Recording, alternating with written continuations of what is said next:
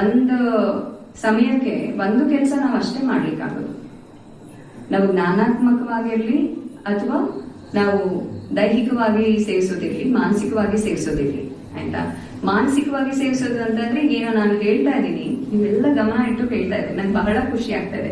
ಎಲ್ಲರ ಕಣ್ಣು ಇಲ್ಲಿದೆ, ಪಿನ್ ಆಫ್ ಸೈಲೆಂಟ್ ಅಲ್ಲಿ ನೀವು ಕೇಳಿ ಅಂದ್ರೆ ನಾನು ಮಾತಾಡೋ ವಿಷಯಗಳನ್ನ ಗ್ರಹಿಸ್ತಾ ಇದ್ದೀರಾ ನೀವೆಲ್ಲ. ಪಿನ್ ಆಫ್ ಸೈಲೆಂಟ್ ಅಲ್ಲಿ ಮನ್ಸಿಗೆ ತಗೊಳ್ತಾ ಇದ್ದೀರಾ. ನಿಮ್ ಗಮನ ಎಲ್ಲ ನನ್ನ ಕಡೆ ಇದೆ ಅಂದ್ರೆ ಮನ್ಸಿಗೆ ನೀವು ಅರ್ಥ ಮಾಡ್ಕೊಳ್ತಾ ಇದ್ದೀರಾ, ಅಂಡರ್ಸ್ಟ್ಯಾಂಡಿಂಗ್ ಆಗ್ತಾ ಇದೆ. ಅದನ್ನ ನೀವು ಜ್ಞಾಪಕ ಇಟ್ಕೊಳ್ಬೇಕು ಅಂತ ಮಾಡ್ಕೊತಾ ಇದ್ದೀರಾ, ಕೆಲವೊಬ್ರು ಬರ್ಕೊಳ್ತಾ ಇದ್ದೀರಾ. ಸೊ ಇದೆಲ್ಲ ಏನು ಅಂದ್ರೆ ಗಮನ ಇಟ್ಟು ಮಾಡ್ತಾ ಇದ್ದೀರಾ, ಆಗ ಸಕ್ಸಸ್ ರೇಟ್ ಜಾಸ್ತಿ ಇರುತ್ತೆ. ಹಾಗೆ ನಮ್ ದೈಹಿಕವಾಗೂ ಅಷ್ಟೇ. ಈಗ ನಾನು ಉಸಿರು ತಗೊಳ್ಬೇಕಾದ್ರೆ, ನಾವು ಬದುಕಿರ್ಬೇಕು ಅಂದ್ರೆ ನಮ್ಗೆ ದೈಹಿಕವಾಗಿ ಏನ್ ಬೇಕು? ಗಾಳಿ ಬೇಕು, ನಂತರ ನೀರು, ಊಟ, ಅನ್ನ, ಅದೆಲ್ಲ ಬೇಕು. ಸೊ ನಾವು ಗಾಳಿ ತಗೊಳ್ಬೇಕಾದ್ರೆ ಅನ್ನ ತಗೊಳ್ಲಿಕ್ಕೆ ಆಗೋದಿಲ್ಲ, ನೀರು ತಗೊಳ್ಲಿಕ್ಕೆ ಆಗೋದಿಲ್ಲ. ನೀವು ಉಸಿರಾಟಬೇಕಾದ್ರೆ ಪ್ರಾಕ್ಟಿಕಲ್ ಆಗಿ ನೋಡಿ, ಗಾಳಿ ತಗೊಳ್ಬೇಕಾದ್ರೆ ಉಗುಳು ನುಂಗಿ ಬಾಯಿ ಏನೇ ಇದೆ ಅಂತ ನುಂಗಿ ಉಸಿರು ನಿಲ್ಲತ್ತೆ. ಮಾಡಿ ನೋಡಿ, ಎರಡು ಒಟ್ಟಿಗೆ ತಗೋಬೋದಾ? ಆಗೋದಿಲ್ಲ. ಉಸಿರು ತಗೊಳ್ಬೇಕಾದ್ರೆ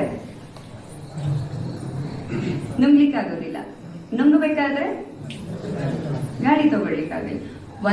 ಒಂದು ಸಮಯದಲ್ಲಿ ದೈಹಿಕವಾಗಿ ಒಂದೇ ಹೋಗೋದು ಒಳಗಡೆ, ಮಾನಸಿಕವಾಗೂ ಹಾಗೆ. ಮಾನಸಿಕವಾಗಿ ಒಂದು ಸಮಯದಲ್ಲಿ ಒಂದೇ ವಿಷಯ ತಲೆಗೆ ಹೋಗೋದು. ನಾವು ಎಲ್ಲದನ್ನು ಮಾಡ್ತೀವಿ ಅಂದ್ರೆ ಅಲ್ಲಿ ಪರಿಪಕ್ವತೆ ಇರೋದಿಲ್ಲ. ಯಾವ್ದಾದ್ರೂ ವಿಷಯನ ನೀವು ಗ್ರಹಿಸ್ಬೇಕು ಅಂದ್ರೆ, ನನ್ನ ಮಕ್ಕಳಿಗೆ, ಎಸ್ಪೆಷಲಿ ಮಕ್ಕಳಿಗೆ ಹೇಳೋದೇನಪ್ಪಾ ಅಂದ್ರೆ, ಟಿವಿ ಮುಂದೆ ಕೂತಿರ್ತೀವಿ, ಆ ಟಿವಿನ ನೋಡ್ತಾ ಇರ್ತೀವಿ, ಓದ್ತೀವಿ ಅಂತ ಹೇಳಿ ಗಂಟೆಗಟ್ಟಲೆ ಬುಕ್ ಮುಂದೆ ಕೂರೋದ್ರಲ್ಲಿ ಅರ್ಥ ಇಲ್ಲ. ಕ್ವಾಲಿಟೇಟಿವ್ ಆಗಿ ಅರ್ಧ ಗಂಟೆ ಕುತ್ಕೊಳ್ಳಿ, ನೀವು ನಿಮ್ ಬುಕ್ಕು ಮಧ್ಯ ಬೇರೆ ಏನು ಬರಬಾರ್ದು. ನಿಮ್ಮ ಗಮನ ಪೂರ್ತಿ, ನಿಮ್ಮ ಆಸಕ್ತಿ ಪೂರ್ತಿ, ನಿಮ್ ಗಮನ ಪೂರ್ತಿ, ಅವಧಾನ ಪೂರ್ತಿ ನಿಮ್ ಬುಕ್ ಮೇಲೆ.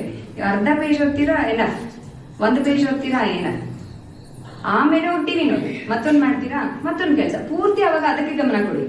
ಪೂರ್ತಿ ಟಿವಿ ಎಂಜಾಯ್ ಮಾಡ್ತೀರಾ ಮಾಡಿ. ಸೊ ಹಾಗೆ ಯಾವುದೇ ಕೆಲಸ ಆಗಿರ್ಬೋದು, ಅದನ್ನ ಒಂದ್ ಸಮಯಕ್ಕೆ ಒಂದು ಕೆಲಸ ಮಾಡಿದ್ರೆ ಮಾತ್ರ ಅದರ ಸಾಧನೆ ಅಥವಾ ಪರಿಪಕ್ವತೆ, ಪರಿಪೂರ್ಣತೆಯನ್ನ ನೀವು ಪಡೆದುಕೊಳ್ಬಹುದು.